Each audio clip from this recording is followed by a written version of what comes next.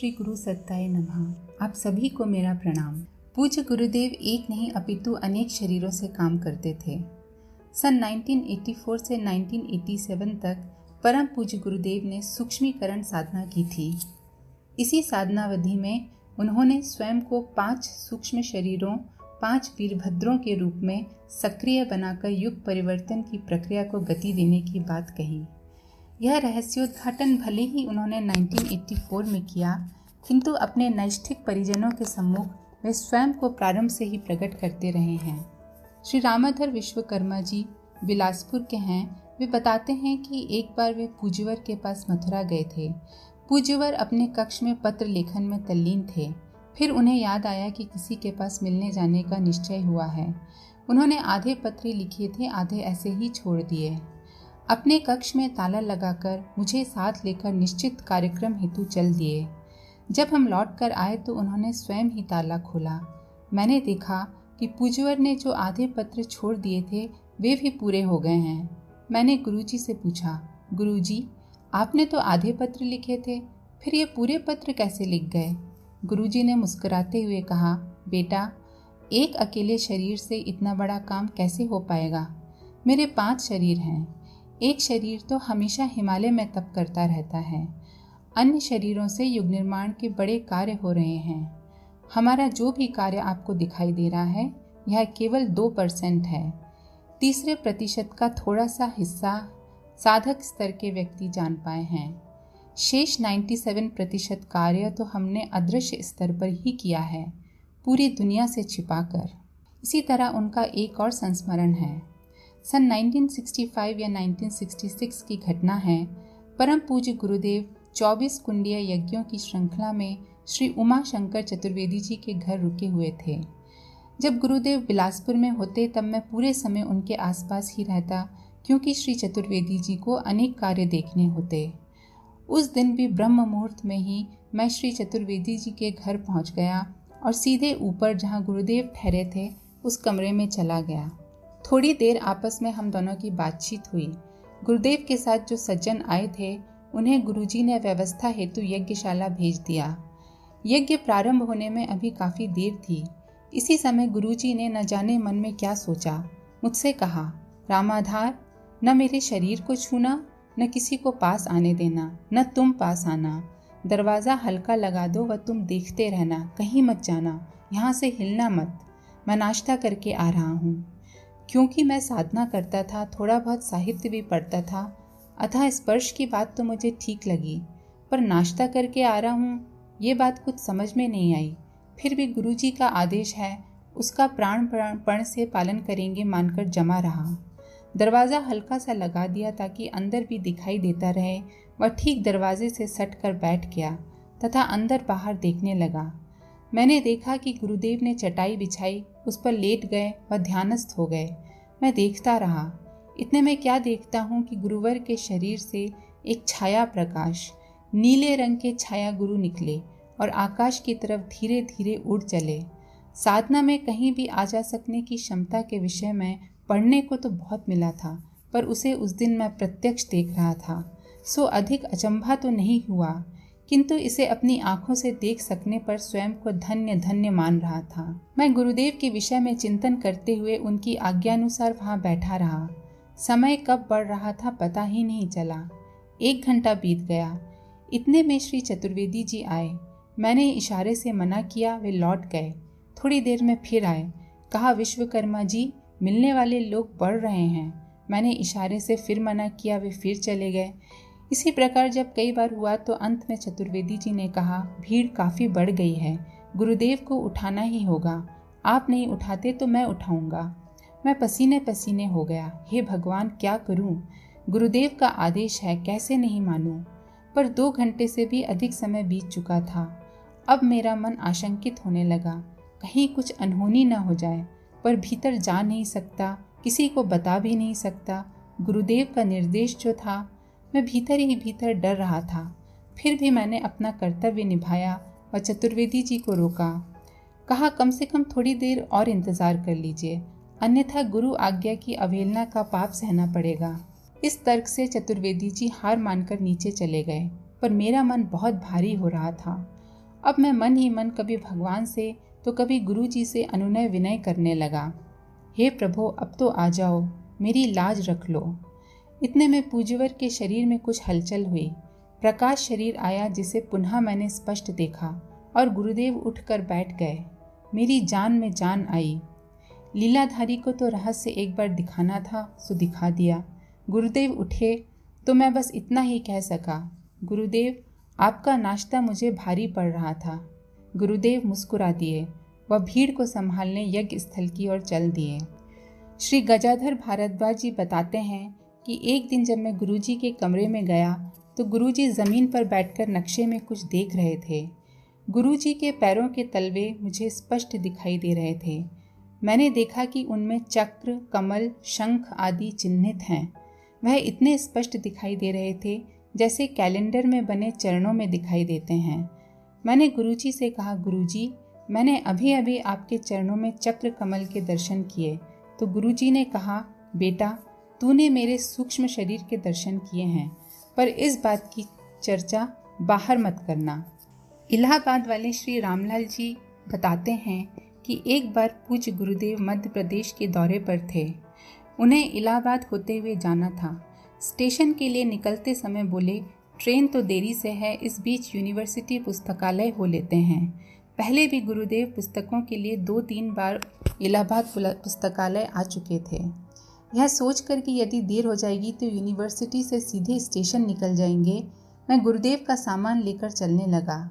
गुरुजी बोले, भाई रामलाल यहीं आकर जाएंगे, अभी तो आते हैं। मैंने सामान वापस रख दिया। विश्वविद्यालय के पुस्तकालय में पहुंचकर पूज्यवर ऐसे डूब गए कि उन्हें दीन दुनिया का होश ही नहीं रहा। जैसे जैसे ट्रेन के आने का समय समीप आ रहा था, मेरा मन घबरा रहा था। मैंने 2-3 बार कहा कि गुरुजी सामान भी लेना है, स्टेशन भी पहुंचना है। थोड़ी देर बाद गुरुजी बोले, समय हो गया होगा, पर यह भी तो एक यज्ञ है, इसे बीच में छोड़कर नहीं चल सकते। गुरुदेव पुस्तकें पढ़ने में पूरी तरह मगन थे। एक पुस्तक में लगभग 10 मिनट लगते। वे पुस्तक पढ़ते व एक तरफ रख देते। वे हिंदी, अंग्रेजी, पाली, संस्कृत सभी भाषाओं की किताबें देख गए। इस बीच मेरे मित्र भटनागर जी गुरुदेव को लेकर स्टेशन जाने के लिए घर पहुंचे तो उन्हें पता चला कि गुरुजी और मैं दोनों साथ में ही हैं।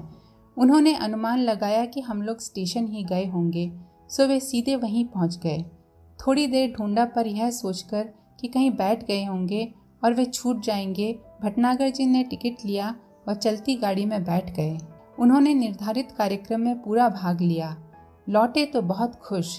कहने लगे कि न जाने कैसे गुरुदेव ने ट्रेन में मुझे ढूंढ लिया और अगले स्टेशन पर ही हमारे पास आकर बैठ गए, पर आप नहीं मिले। उन्होंने बताया, कार्यक्रम बहुत बढ़िया रहा, हम सीधे स्टेशन से ही आ रहे हैं, पर स्टेशन पर उतरने के बाद गुरुदेव दिखे ही नहीं, इसलिए सीधा आपके ही पास आ रहा हूँ। मुझे थोड़ा आश्चर्य हुआ कि वे कह क्या रहे हैं। गुरुदेव तो लाइब्रेरी से ट्रेन टाइम के निकल जाने के बाद भी आधा घंटे बाद मेरे साथ घर लौटे व चादर ओढ़कर सो गए। कार्यक्रम में तो वे गए ही नहीं थे। पिछले 3-4 दिन से गुरुदेव तो हमारे घर पर ही थे। वे रोज इलाहाबाद विश्वविद्यालय की लाइब्रेरी में किताबें पढ़ने जाते रहे थे। मैंने पूछा भी कि अब कार्यक्रम का क्या होगा, तब वे हंसकर टाल गए और बोले, कार्यक्रम की व्यवस्था हो जाएगी। मैंने भटनागर जी से कहा, गुरुदेव तुम्हें दिखते भी कैसे, वे तो यहीं हैं, कार्यक्रम में वे गए ही नहीं थे। भटनागर जी ने आश्चर्य मिश्रित स्वर में कहा, क्या कह रहे हैं आप? मैं झूठ बोल रहा हूँ क्या? मैं गुरुजी के साथ था। मैं तो यह सोच रहा था कि आप कैसे हैं जो गुरुजी को अकेले भेजकर खुद घर पर रह गए। हम दोनों का वार्तालाप गुरुजी अंदर लेटे लेटे सुन रहे थे। उन्होंने हमें बुलाया और कहा, क्या लड़कपन करते हो? दोनों की बात सच्ची है। मैं यहाँ भी था, वहाँ भी था। वहाँ रेल में भी भटनागर जी के साथ मैं ही था, यज्ञ में भी मैं ही था। तुम इस बात को गोपनीय ही रखना। यह मेरा स्वरूप मेरे महाप्रयाण के बाद ही लोगों को पता लगे, यह ध्यान रखना। समय आने पर ऐसी ढेरों बातें लोगों को पता चलेंगी, तब वे हमारे स्वरूप को पहचान पाएंगे। नार सिंह भाई परमार जी बड़े ही भावुक होकर बताते हैं कि एक बार वे 9 दिवसीय सत्र के लिए शांति कुंज आए। पीछे से कुछ चोरों ने उनके घर में ताला लगा देखा तो चोरी करने की योजना बनाई। रात को जब वह चोरी करने पहुंचे तो देखा कि दरवाजा खुला है और एक वृद्ध दंपत्ति अंदर बैठे हैं। दिन भर ताला लगा देखकर रोज रात को वह चोरी करने के लिए आते, लेकिन रात को घर खुला पाकर लौट जाते। वह यह देखकर हैरान थे कि दिन भर तो ताला लगा रहता है और रात को ये वृद्ध कहाँ से आ जाते हैं। लेकिन वे लगातार आते रहे और 9-10 दिन के बाद एक रात जब उन्होंने पड़ोस वाले घर में ताला देखा तो उस घर में चोरी कर ली और पकड़े भी गए। जब पुलिस उन्हें पूछताछ के लिए लाई तो चोरों ने बताया कि असल में चोरी तो हमें साथ वाले घर में करनी थी, क्योंकि उनकी जानकारी के अनुसार वे लोग 10-12 दिन के लिए बाहर गए थे, पर रोज रात को उनका घर खुला मिलता और कोई बुजुर्ग दंपत्ति आकर बैठ जाते थे। सो पड़ोस वाले घर में जब ताला मिला तो हमने वहीं चोरी कर ली। उनकी बात सुनकर पड़ोसी ने कहा, यह कैसे हो सकता है? परमार जी तो 10-12 दिन के लिए हरिद्वार गए थे। इस बीच में उनके घर पर कोई भी नहीं था। पुलिस चोरों को लेकर परमार जी के घर आई। जैसे ही वे सब घर के भीतर आए तो चोर उनके घर में लगे गुरुजी माताजी के चित्र को देखकर बोले, यही तो हैं वे दोनों जो रोज रात को यहाँ आकर बैठ जाते थे। सब लोग उनकी बात सुनकर आश्चर्यचकित थे और हमारा पूरा परिवार गुरुवर के आगे नतमस्तक था। पंजाब की एक बहन ने अपनी आप बीती कुछ इस प्रकार सुनाई। मेरे घर में बहुत कलह कलेश का वातावरण बना हुआ था। पति को अचानक ही व्यापार में बहुत बड़ा घाटा हुआ था। चारों ओर से असफलता मिल रही थी, इस वजह से उनका स्वभाव और भी अधिक उग्र हो गया था। सासू माँ भी दिन भर क्लेश किए रहती। एक दिन कुछ अधिक ही कहा सुनी हो गई। मेरी सहन शक्ति ने जवाब दे दिया। निराशा के भाव मन पर हावी हो गए। मन में आया कि इस जीवन से मौत ही भली है। पास ही रेल पटरी थी। मैं घर से निकल पड़ी, रोती जा रही थी और रेल पटरी के बीचों बीच चलती जा रही थी। अचानक एक वृद्ध ने मेरा हाथ पकड़कर मुझे पटरी से नीचे उतार लिया और रेलगाड़ी धड़धड़ाती हुई निकल गई। उसके गुजर जाने के बाद मैंने उन वृद्ध से कहा, बाबा जी, ये क्या किया आपने? मुझे मर जाने दिया होता, क्यों बचाया? उन्होंने मुझे समझाया, बेटी, जीवन बहुत कीमती है।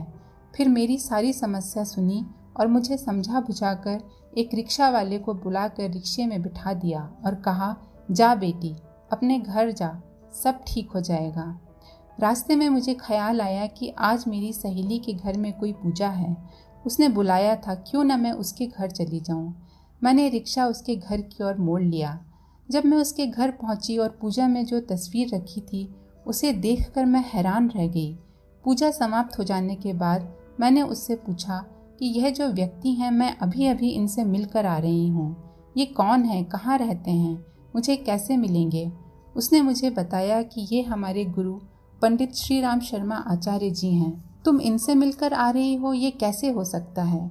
अभी कुछ दिन पहले ही तो इन्होंने अपना शरीर छोड़ा है।